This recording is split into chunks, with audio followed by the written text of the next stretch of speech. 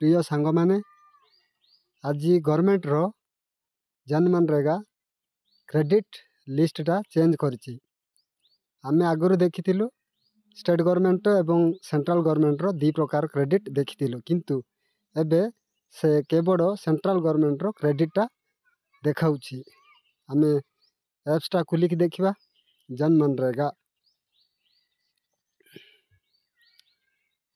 जनमनरेगा रे देखिबा।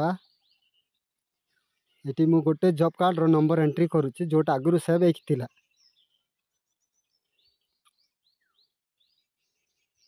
देखंतु मोर जॉब कार्ड धारी एटी सावित्री मंडल। मो जो वर्क कोडा एमएमएस करथिले 77 वर्क कोड नंबर जोड़ा फास्ट मु टच करूछि। टच करले एटी आपण मान देखंतु। ठी देखंतु 1778 7 दिन 6 दिन रो 1524।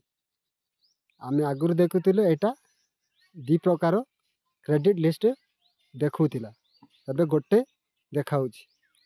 तो आमे भी कोन भाबितिलु जे एटी क्रेडिट लिस्ट देखिकी आमे पैसा क्रेडिट हेछि खाता को जाइछि बोली भाबितिलु, किंतु केवल स्टेट गवर्नमेंट रो जाइतिला, सेंट्रल गवर्नमेंट रो क्रेडिट होनतिला।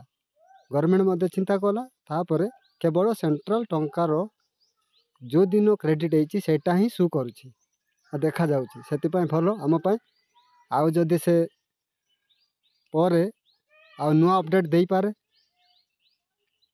आउ आमे भी एतर हमको सुविधा हैला जेहेतु सेंट्रल पैसा क्रेडिट होउछि, किंतु स्टेट गवर्नमेंट रो क्रेडिट हेबाटा देखा जाउनी।